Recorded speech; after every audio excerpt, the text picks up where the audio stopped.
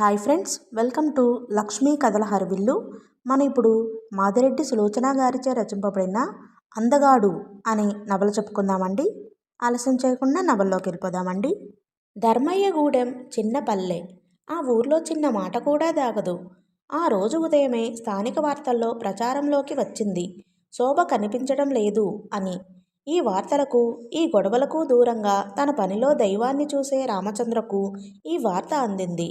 వాళ్ళ అక్కయ్య గారింటికి వెళ్ళిందో ఏమో, దానికింత రాద్ధాంతం ఏమిటి అన్నాడు పాలచెంబుతో ఊళ్ళోకి వస్తూ. అది కాదు, ఊరంతా మరో రకంగా అనుకుంటున్నారు అన్నాడు నరసింహులు. అతను బాజా వాయించే వాళ్లలో డోలు వాయిస్తాడు. ఇలాంటి వార్తలకు ముఖ్య వార్తాహరుడు. రామచంద్ర ఆగి ఏమనుకుంటున్నారన్నట్లు చూశాడు. అది కాదు, ఎవరితోనో లేచిపోయిందట. నోరు మూసుకో. రామచంద్ర 4 అడుగులు వేశాడు. అది కొనయ్య గారి వాకిలి. అక్కడ 5-6 పెద్దలున్నారు. ఇల్లాలి సమస్యల దగ్గర నుండి ఇంటర్నేషనల్ మ్యాటర్స్ వరకు అక్కడ చర్చనీయాంశాలు. వాళ్ళు ఎంత దారుణంగా మాట్లాడతారో ఎరిగినవాడు కాబట్టి దారి తప్పించి పక్కదారిన ఇల్లు చేరాడు. అక్కడ 4 ఆడవారు చేరారు. భాగ్యమ్మ చేతిలో ముగ్గు డబ్బా ఉంది. సగం వేసిన ముగ్గు వెలవెలబోతోంది. ఆడవాళ్లంతా కాళ్లకు చక్రాలు వచ్చినట్టు ఎవరిళ్లకు వాళ్ళు వెళ్ళిపోయారు. విన్నావట్రా అంటూ ఆమె ముక్కు మీద వేలు వేసుకుని వచ్చింది. ఏమిటి, శోభ విషయమేనా? చిరాకుగా అడిగాడు. అవునరా నాయనా, ఏ వయసుకా ముచ్చట అన్నారు. గజ్జల గుర్రంలా పెంచితే లేచిపోక ఏం చేస్తుంది అన్నది సగంలో ఆగిపోయిన ముగ్గు అందుకుంటూ. పాపం, ఆయన దగ్గర డబ్బు లేక చేయలేదు. మీరంతా పూనుకోకపోయారా అన్నాడు పాలచెంబు అరుగుమీద పెడుతూ. మేమా? మాకేం పట్టిందిరా, అన్నీ మతిలేని మాటలు అన్నది ముగ్గుకి ముగింపు పెడుతూ. మరేమిటమ్మా, ఒక మంచి పని చేయలేని మీరు అసలు విషయం తెలుసుకోకుండా ఏదో అనేయటమేనా అన్నాడు బావిలో చేదవేసి. అందరికీ ఇంటి వెనకాల బావి ఉంటే రామచంద్ర వాళ్లకు ఇంటి ముందే ఉన్నది. పక్క నుండి పెరట్లోకి వెళ్ళవచ్చు. అసలు వ్యక్తులే అన్నారా నాయనా, నాకేం నోరు కొవ్విందా? ఆమె విసురుగా పాలచెంబు అందుకుని లోపలకు వెళ్ళింది. పిడకలు వేసి దాలిచేసి పాలు పెట్టింది. తుండుతో ముఖం తుడుచుకుంటున్న రామచంద్రకు భార్య ఇంకా లేవలేదని అర్థమయ్యి అతనికి కోపం వచ్చినా నిగ్రహించుకున్నాడు. కళావతి పెళ్లినాటి నుంచి శ్రీలక్ష్మి ప్రవర్తన మారిపోయింది. అసలు కయ్యానికి కాలు దివ్వినట్టు ఉంటోంది. ఇంట్లో పనులు అటుపెట్టి మేనత్త ఇంటికి సాయం పెడుతుంది. 1-2 సార్లు భాగ్యమ్మ మందలించబోయి కోడలి నోటికి జడిసి మానుకుంది. నాకింతే రాసిపెట్టి ఉంది అనుకుంది. రామచంద్ర ఒక గ్లాసులో పాలు పోసుకున్నాడు. కప్పులో నెస్కఫీ చక్కెర వేసి పాలు పోశాడు. రెండు చేతుల్లో పట్టుకుని గదిలోకి వచ్చాడు. అవి అక్కడున్న కిటికీలో పెట్టి అల్మరాలో ఉన్న ట్రాన్సిస్టర్ తీశాడు. ఆన్ చేశాడు. అన్నపూర్ణాష్టకం వస్తోంది. అది తీసుకెళ్లి భార్య చెవి దగ్గర పెట్టాడు. ఏమిటి అంటూ లేచింది. గుడ్ మార్నింగ్ అన్నాడు స్టైల్గా. అయ్యో, చాలా పొద్దెక్కిందే అన్నది కంగారుగా. బెడ్ కాఫీ రెడీ అన్నాడు కప్పు వంక చూపుతూ. తను గ్లాస్ అందుకుని పాలు తాగుతూ. నన్ను నలుగురిలో అల్లరి చేయాలని కాకపోతే లేపకూడదు అన్నది. నలుగురెవరు, ఉన్నది ముగ్గురమే అన్నాడు అల్లరిగా. మాటలు నేర్చారు. రుసరుసలాడుతూ వెళ్ళి ముఖం కడుక్కుని వచ్చి కాఫీ తాగింది. ఈ విషయం విన్నారా అన్నది దగ్గరగా వచ్చి. ఏ విషయం? మనకు పాపో బాబో పుట్టబోయే విషయమా? తన గ్లాసు ఆమె కప్పు పక్కన పెట్టాడు. అదొక్కటే తక్కువైంది. ఏదో అన్నాడు కొంటెతనంతో సూటిగా చూస్తూ. అది కాదండి, శోభ లేచిపోయిందట. నేను అనుకుంటూనే ఉన్నాను లెండి అన్నది పెద్ద పరిశోధకురాలిరా. శోభ లేచిపోయిందనా? అయినా అప్పుడే నీకెలా తెలిసింది అన్నాడు ఆశ్చర్యంగా చూస్తూ. పళ్ళు తోముకుంటుండగా అత్తయ్య చెప్పింది లెండి అంది. నిన్న రాత్రి ఒకరితో ఒకరు కుస్తీలు పట్టడానికి సిద్ధమయ్యి అప్పుడే మళ్ళీ ముచ్చట్లా నోరు వెళ్ళబెట్టాడు అతను. అత్తాకోడలన్నాక అనుకుంటాం, కలిసి ఉంటాం, మీకెందుకట? గ్లాసు తీసుకుని వెళ్ళిపోయింది శ్రీలక్ష్మి. బాప్రే, ఏం ఆడవాళ్ళు అనుకున్నాడు. రాత్రి అతను ఇంటికి వచ్చే వరకు ఇద్దరూ బాణాలు విసురుకుంటున్నారు. నేను మిమ్మల్నేం అనలేదండి, నా అదృష్టాన్ని అనుకుంటున్నాను. కోడలు ఎగబీల్చింది. నా మీ అని విడదీసి మాట్లాడతావేమే? ఏనాడైతే మా ఇంటికి వచ్చావో ఆనాడే ఈ ఇంటితో నీకు ముడిపడిందని తెలుసుకో. మీ అత్త అందలమెక్కిస్తుందని మురిసిపోతున్నావేమో. కూతురుకు తప్ప పూచికి పుల్ల కూడా ఇవ్వదు. ధమ్ అని చేతిలో చెంబు నేలకేసి కొట్టింది భాగ్యమ్మ. సొంతత్త ఎక్కిందని అందలం మేనత్త ఎక్కిస్తుందని అనుకోను. నా కర్మ కర్మ చివాల లేచింది శ్రీలక్ష్మి. అదే వద్దంటున్నాను. ఏమైందే? ఏమైందట? అరగంట నుండి చూస్తున్నాను. దురదృష్టం అంటావు, కర్మ అంటావు. కోడల్ని భుజం పట్టుకుని ఆపింది భాగ్యమ్మ. ఏం కొడతారా? కొట్టండి, మిమ్మల్ని ఏమనటం లేదు. నా మరిది కొడుకు మరిది కొడుకు అంటూ నన్ను తెచ్చిన ఆ మంగమ్మను అంటున్నాను. అక్క అక్క అంటూ ఆమె మాటలు విని ఈ కొంపకు దారబోసిన మా నాన్నను అంటున్నాను అన్నది శ్రీలక్ష్మి. అమ్మా! కోపంగా అరిచాడు రామచంద్ర. ఆమె కోడలి భుజం వదిలివేసింది. మీ మాటలు వీధిలో అందరికీ వినిపిస్తున్నాయి. మర్యాద అనేది లేదా? ఆ మాట నీ భార్యనడగరా? గొంతు తగ్గింది. కళ్ళలో నీళ్లు వచ్చాయి. ముక్కు చీదేసిందామె. నన్ను ఎందుకు అడుగుతారు? నేను రాక్షసిని, గయ్యాళిని, పరాయిదాన్ని అని ఎగబీలుస్తూ ఆమె పడక గదిలోకి వెళ్ళింది. రామచంద్ర తలపట్టుకున్నాడు. తమ పక్కింట్లో అత్తాకోడళ్ల పోట్లాటలో ప్రధాన అంశం అత్తగారు చిన్న కోడల్ని చాలా ప్రేమగా చూస్తుందని ఉండేది. అప్పుడే రామచంద్ర అనుకునేవాడు తానొక్కడే కాబట్టి ఇలాంటి సమస్యలుండవని. కానీ అంతకంటే ఎక్కువైపోయారు. అరుగు మీద కూర్చున్నాడు. ఆయన నిన్నలా బ్రతకమని తన దారి తాను చూసుకున్నారు. ఆనాడే అన్న వచ్చి రమ్మన్నాడు. నా కొడుకు పరుల చేతి కింద నీరు తాగొద్దని వయసుని చంపుకుని కోరికను మింగుకుని అయినవాడితో కానివాడితో మాటలు పడి పెంచాను. పెద్దవాడయ్యాడు. పెళ్ళాన్ని నోర్ముయ్యమన్నాడా? తల్లి ఏడ్పు సన్నసన్నగా వినిపిస్తుంది. ఆ ఏడుపుకు సన్నాయిలా లక్ష్మి ఎగబీల్చడం వినిపించింది. అరగంట చూశాడు. అతను మెత్తగా ఉంటే లాభం లేదని తేలిపోయింది. చచ, ఇది ఇల్లు కాదు. దినమంతా కష్టపడి కాలే కడుపుతో ఇంటికి వస్తే కయ్యాలు ఏడుపులు. ఊరు వదిలి ఎటన్నా వెళ్తాను. పీడ విరగడవుతుంది. ధన్మని తలుపు వేశాడు. అతను ఊహించినట్టే తుఫానులా తల్లి బయటకు వచ్చింది. నీవు ఆకలితో వచ్చావని మర్చిపోయానురా. నీ మీద పట్టురా, పిచ్చిదానిరా అంటూ చేయి పట్టుకుంది. నా ఆకలి మిమ్మల్ని చూసి మీ మాటలు విని పారిపోయిందమ్మా. వెళ్ళి ఆ పొలం దగ్గర పడుకుంటాను అన్నాడు. ఆ మాట అంటే నా మీద పట్టు. ఆమె కొడుకును లోపలికి లాక్కు వెళ్ళింది. వంటింట్లో శ్రీలక్ష్మి పీటలు వాల్చి ఒక చేత్తో కళ్ళు ఒత్తుకుంటున్నది. అతను ఏమాత్రం గంభీరత తగ్గించినా ఇద్దరూ విజృంభిస్తారని ముఖం మార్చుకుని భోజనం కానిచ్చాడు. వాళ్ళు భోజనం చేశారు. వచ్చి ట్రాన్సిస్టర్ పెట్టుకుని వార్తలు వింటూ కూర్చున్నాడు. మీరు ఏం జరిగిందని అడగరేం? గదిలోకి వస్తూనే అడిగింది శ్రీలక్ష్మి. మీ పోట్లాటకు ఏమైనా జరగాలా? ఇద్దరికీ పని పాట లేదు అన్నాడు. అనండి అనండి, నేనే పరాయిదాన్ని అన్నది రోషంగా. నిజంగా పరాయిదానివే. నాదానివే అయితే ప్రొద్దున అనగానే వెళ్ళి రాత్రికి ఇంటికి వస్తే ఎడబొబ్బలు పెడబొబ్బలతోనా స్వాగతం ఇచ్చేది అన్నాడు నిలదీసినట్టు. తప్పైపోయిందండి. వచ్చి అతని మోచేతిపై తలవాల్చింది. తుఫాను రాబోతూ గాలి మరో దశకు తిరిగిందనుకుని నిట్టూర్చాడు. అతను ఆమెతో వేరే విషయాలు మాట్లాడాడు. ఉదయం 4:30 గంటలకు లేచి పొలం వెళ్ళి పాలు తీసుకుని వచ్చేసరికి శోభ లేచిపోయిందన్న విషయం గుప్పుమంది. రాత్రి నువ్వా నేనా అని పోట్లాడుకున్న అత్తాకోడళ్ళు ఇద్దరూ ఒకే విధంగా శోభ విషయం మాట్లాడారంటే ఆశ్చర్యంగా ఉంది. నాకేం తెలుసు, మీ ఆయన ఇంట్లోనే ఉన్నాడుగా అన్న తల్లి మాటలకు అతను మళ్ళీ ఏమొచ్చిందో అనుకుంటూ బయటకు వచ్చాడు. తలుపు వద్ద ధర్మయ్య నౌకరు నిల్చున్నాడు. ఏమిట్రా? రామచంద్ర అడిగాడు. అయ్యా, మంగమ్మ లచ్చిమమ్మను పిలవమందయ్యా అన్నాడు. వాళ్ళు పిలిస్తే వెళ్తున్నాను. అక్కడ నేనేదో ఆడుకోవడానికి వెళ్తున్నట్లు మాట్లాడుతుందే మీ అమ్మ. ఆడపులిలా వచ్చింది శ్రీలక్ష్మి. ఆడుకుంటున్నావో ఆడిపోసుకుంటున్నావో నాకేం తెలుసు. ఈ చాకిరీ నేను చెయ్యలేనమ్మా. పనులు తీర్చుకుని వెళ్ళు అన్నదామె. నువ్వు పదరా, నేను వస్తున్నాను అన్నాడు రామచంద్ర.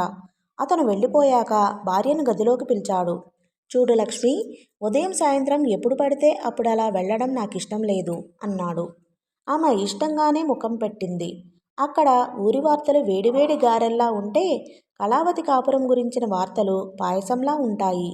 పని అయిపోయాక ఒకసారి వెళ్ళిరా, కాదన్ను అనుకుంటూ ఆమె చెప్పే మాటలు వినకుండానే ధర్మయ్య ఇంటికి వచ్చాడు. లక్ష్మి ఏదిరా? మంగమ్మ అడిగింది అతని భుజం మీదుగా బయటకు చూస్తూ. ఇంకా పని కానట్టుంది పెద్దమ్మ, పెదనాన్న లేరా అన్నాడు తను ఆమె భుజం మీదుగా లోపలికి చూస్తూ. స్నానం చేస్తున్నారు. లక్ష్మి వస్తుందని చేగోడీలకు అరిసెలకు పిండి కొట్టించాను. కళమ్మ ఇంటికి తీర్థంలా వస్తారట జనం. అక్కడ బిడ్డ ఏం కష్టపడుతుందో ఏమో అన్నదామె దిగులుగా. బావ కళను కష్టపెడతారా పెద్దమ్మ అన్నాడు అర్థవంతంగా. శ్రీకాంతం, భుజంగశయనం, సురేశం, విశ్వాకారం అనుకుంటూ ధర్మయ్య వచ్చాడు. నీకోసమే కబురు పంపుదామనుకుంటున్నాన్రా. ఏదో ఇంగ్లీషు ఉత్తరం వచ్చింది అన్నాడాయన ఉత్తరీయం సవరించుకుంటూ. రాముడు, మీ అమ్మ ఏం చేస్తుందిరా? ఇంట్లో పని ఆ మాత్రం చేసుకోలేదా? ఏదో మేనపిల్లయితే నాకు చేతికి అంది వస్తుందనుకున్నాను. మా కడుపున ఓ మగ నలుసుంటే మీకోసం ప్రాకులాడేవారమా అన్నది. ఇప్పుడేమైంది? ధర్మయ్య కోపంగా చూశాడు. నన్ననమంటే అంటారు, మళ్ళీ మర్చిపోతానేమో. ఒరే రాముడు, నీ పెద్దనాన్న ఆ పిల్ల విషయం చెప్పాడా? అదేరా, ఆ శోభ లేచిపోయిందట్రా అన్నది. ఆహా, అలాగా అన్నాడు ఎలాగో ముఖం పెడుతూ. ఏమిటోరా నాయనా, కనంగానే సరా పెళ్ళిళ్ళు చెయ్యొద్దు. మన కళ్ళమ్మ పెళ్లి చేశాము, ఆ బాధ్యత తీరిపోయింది అన్నది తేలికగా. నువ్వు పెళ్లి చేయకపోయినా కళ్ళమ్మను లేపుకుపోయే దౌర్భాగ్యుడెవళ్ళే అనబోయి మాట మింగేశాడు. ఇదిగో చేసిన వాళ్లకంటే చెప్పుకున్న వాళ్ళు పాపాత్ములట. ఎందుకా నస? ఆయన కసురుకుని ఓ ఉత్తరం తీసి ఇచ్చాడు. రామచంద్ర ఉత్తరం చదివి ఆశ్చర్యపోయాడు. బావ వ్రాసారు పెదనాన్న. ఎవరు? మన కళమ్మ ఇంటాయన? అవును. ఆ పొలాలు కొనడానికి మంత్రిగారు సుముఖంగానే ఉండేవారట. ఆయన పోర్ట్ఫోలియో మారిందట. కొత్త ఆయనకేమో మన పొలాలు పరిశ్రమలకు పనికిరావని ఎవరో ఎగదోశారట అన్నాడు జాలిగా చూస్తూ. ఏదేది పూర్తిగా చదువు అన్నాడు కంగారుగా. పూర్తిగా చదివే చెబుతున్నాను అన్నాడు ఉత్తరం మడిచి ఇస్తూ. మరి వీళ్ళ డబ్బు మాటో? ఆ విషయం రాయలేదా? అది అప్పిచ్చిన డబ్బా పెదనాన్న. మీరు లంచం ఇచ్చారు, అది తిరిగి వస్తుందనుకోవడం భ్రమ అన్నాడు లేస్తూ. ఆ మంత్రి ఏ మనిషిరా?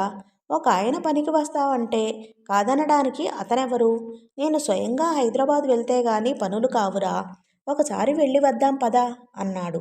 నాకేం పని ఉందండి, మీరు వెళ్ళిరండి అన్నాడు వినయంగా తిరస్కరిస్తూ.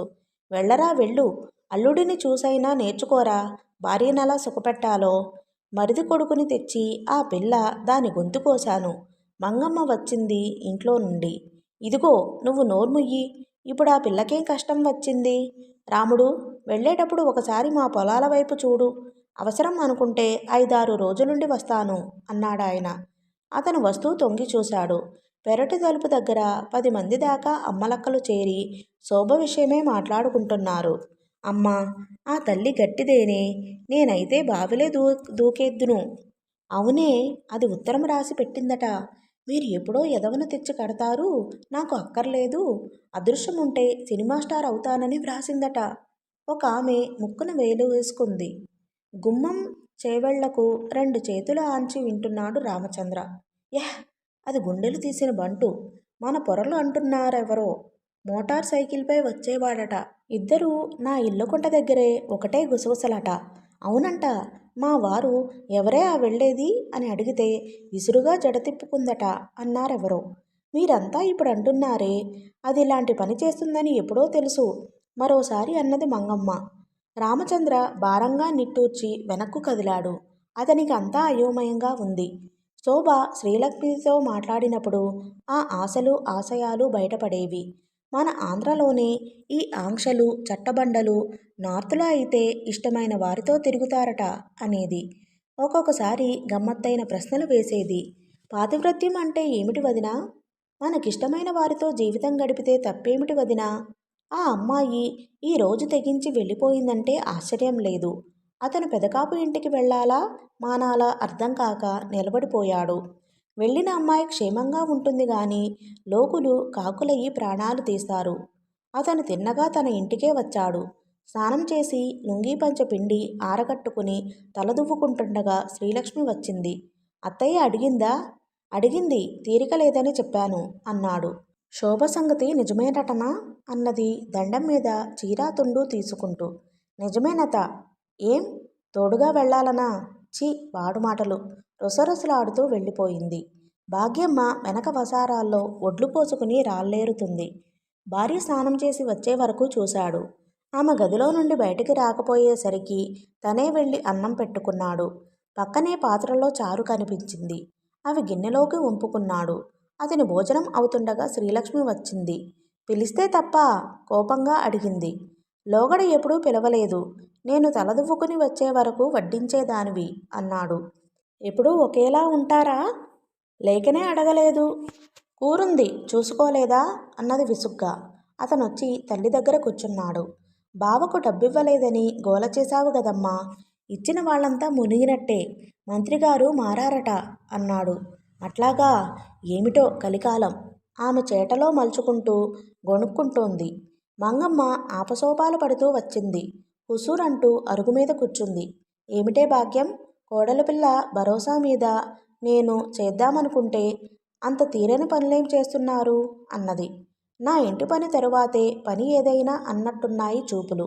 ఇదిగో బియ్యం నిండుకున్నాయక్క. అందుకే వడ్లు చేస్తున్నాను. లక్ష్మి వంట ఇప్పుడే అయినట్టుంది అన్నది.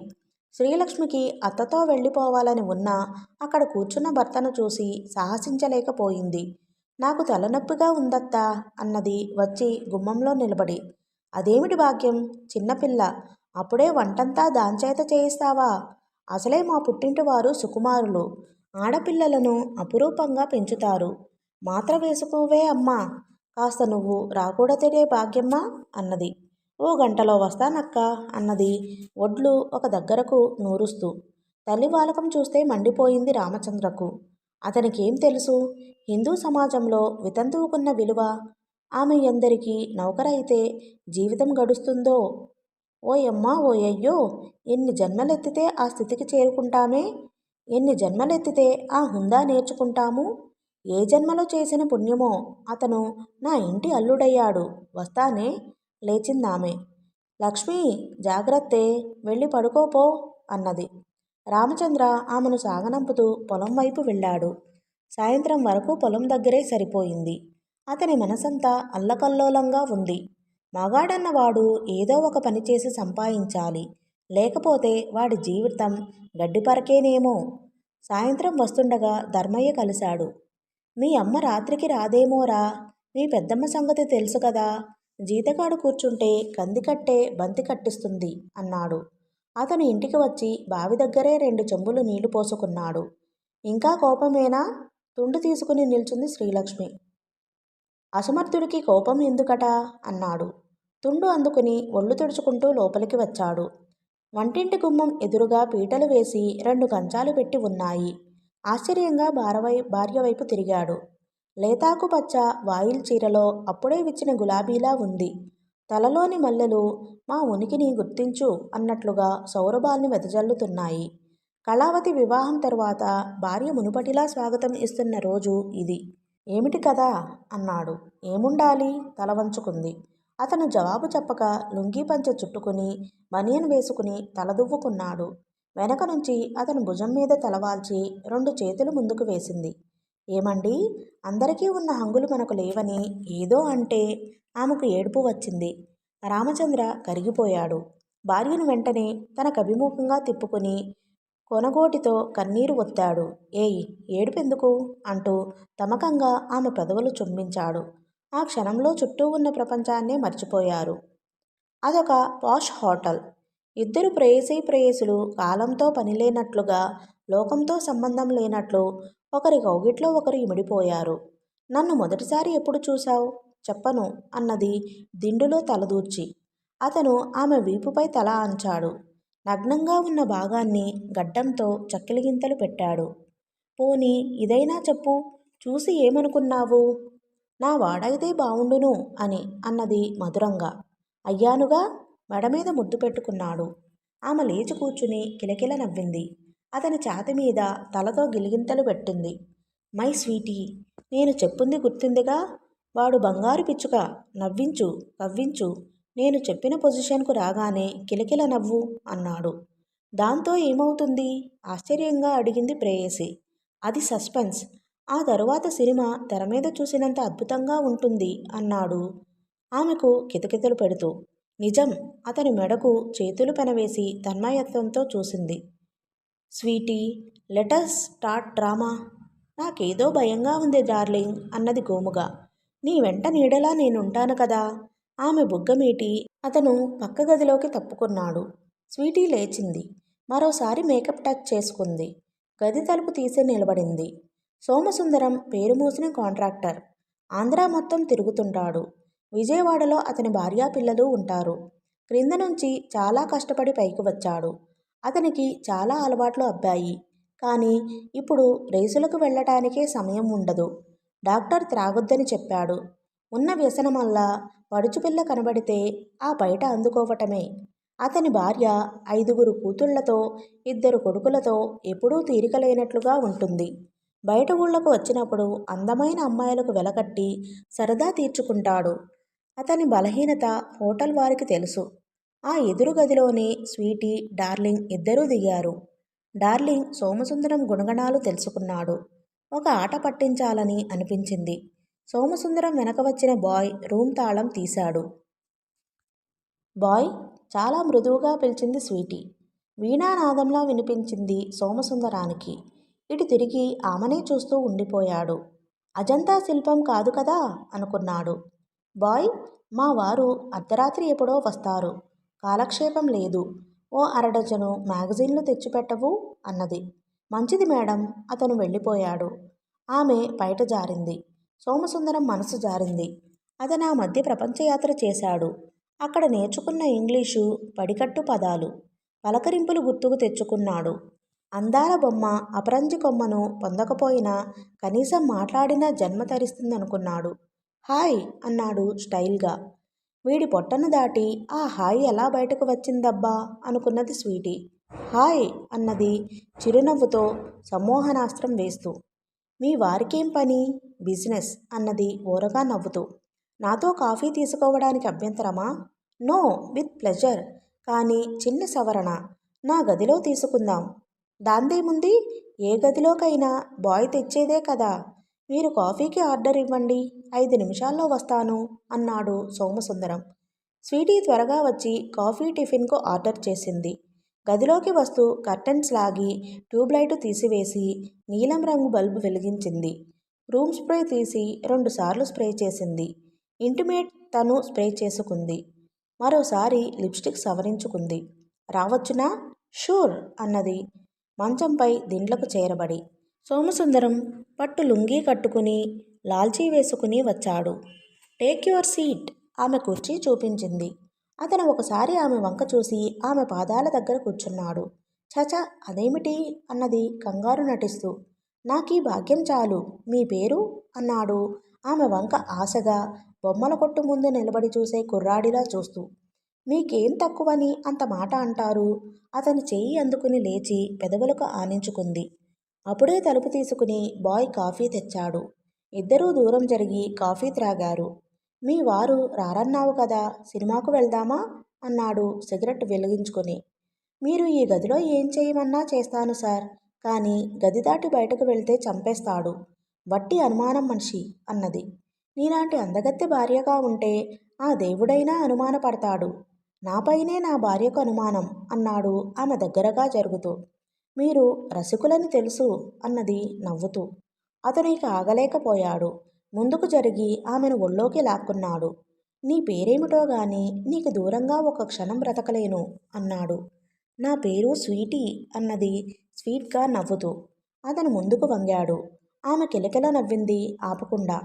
అప్పుడే తలుపులు తీసుకుని వచ్చిన ఆమె ప్రియుడు తన ఫ్లాష్ ఇన్స్టంట్ కెమెరా క్లిక్ అనిపించాడు. ఇద్దరూ ఉలిక్కిపడి దూరం జరిగారు. అపరాధుల్లా తలలు వంచుకున్నారు. ఆ వచ్చినతను కుర్చీ లాక్కుని కూర్చున్నాడు. రైట్ మిస్టర్ సోమసుందరం, మగాడిలా తలెత్తు కూర్చో. నీదేం తప్పు? ఆడది ఆ చనువేయకపోతే నువ్వేం చేయలేవు అన్నాడు తాపీగా అతని చేతిలోని సిగరెట్టు తీసుకుని అంటించుకుంటూ.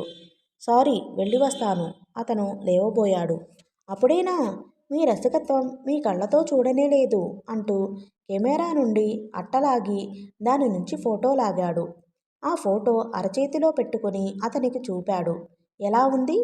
అతని ముఖంలో కత్తివాటుకు రక్తం చుక్కలేదు. చటుక్కున లేచాడు. క్షమించండి, క్షణికావేశంలో తొందరపడ్డాను. అసలేం జరగలేదు అని లేచాడు. జరగాల్సిన కథ ముందున్నది. ఈ ఫోటోను జాగ్రత్తగా ప్యాక్ చేసి లీలా సదన్కు పంపుతాను. ఆవిడకు తన భర్త ఎంత అందంగా నవ్వుతారో తెలుస్తుంది. ఓకే. అన్నాడు ఫోటో డ్రెస్సింగ్ టేబుల్ మీద పెడుతూ. ప్లీజ్ వద్దండి, మా లీల చాలా ఖచ్చితమైన మనిషి, ఇదంతా చూసిందంటే అన్నాడు దీనంగా చూస్తూ. డార్లింగ్ ప్లీజ్, అతన్ని అల్లరి పెట్టకు, నువ్వు రావనుకుని నేనే ఆహ్వానించాను, ఆమె బ్రతిమలాడింది. అల్లరా డార్లింగ్? పకపకా నవ్వాడు. అసలైన అల్లరి ముందు జరగవచ్చు. ఈ ఫోటో ఏదైనా వార్తాపత్రిక పంపాననుకో, వాళ్ళు హెడ్లైన్స్లో వేస్తారు.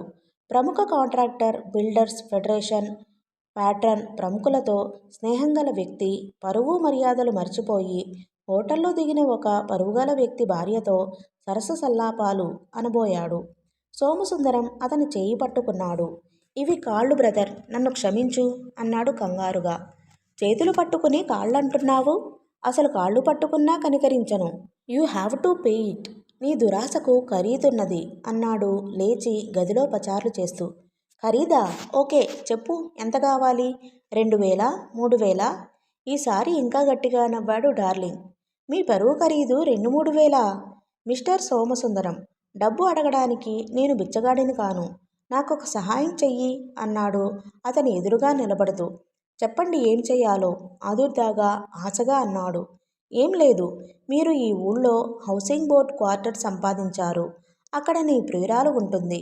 ఆమె దగ్గర నీ ఫియట్ వదిలి వెళ్తావు. అది ఆమెకు అవసరం లేదు, నాకు అవసరం అవుతుంది. రోజూ ఉదయం డ్రైవర్తో కారు పంపాలి అన్నాడు. సోమసుందరం ముఖం పాలిపోయింది. బేలగా చూశాడు. ఇంకొక విషయం గుర్తుంచుకోండి, ఏ పెట్రోల్ బంక్లో ఖాతా ఉందో అక్కడ చెప్పండి, నా అవసరానికి కావలసినంత నింపాలని అన్నాడు.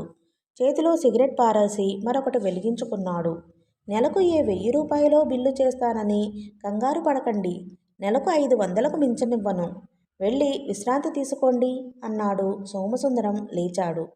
మీరు నా సలహా పాటించినంత కాలం మీ పరువుతో నాకు పని లేదు, బాయ్ అన్నాడు నవ్వుతూ.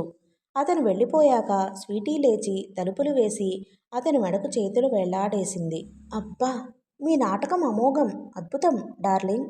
ఆ తోడేలు ముఖానికి నా అందం కావాల్సి వచ్చిందట. పకపక నవ్వింది. ఓ కప్పు టీకి ఆర్డర్ చెయ్యి, ఈ కెమెరా ఇచ్చి రావాలి అన్నాడు మంచం మీద వాలిపోతూ. కెమెరా మీది కాదా? కాదు. అంటే ఒకప్పుడు నాదే. ఒక స్నేహితుడు బీఎస్సీ పాస్ అయ్యి జాబ్ లేక ఏడుస్తుంటే కెమెరా తీసుకుని వ్యాపారం చేసుకుని బ్రతకమన్నాను. ఒకరికిచ్చింది వాళ్లదే కదా అన్నాడు. వ్యాపారం అంటే ఇదేనా అన్నది వేలితో పొట్ట మీద పొడిచి. You naughty. అతడు చిన్నగా ఆమె చెంప మీద ఒక దెబ్బ వేశాడు. ఆమె గారాలు పోతూ ఫోన్ డయల్ చేసింది.